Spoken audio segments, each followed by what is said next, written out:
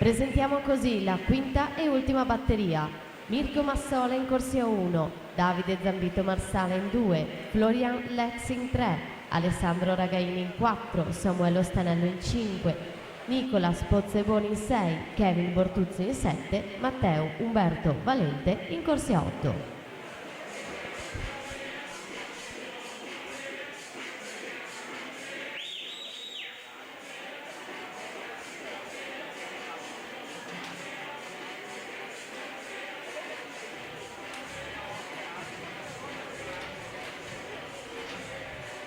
(60 e 78), passaggio a Simone Vian, Rarinantes Venezia in corsia 4 su Nicolò Cinquegrani in seconda posizione, 1-1 e 51.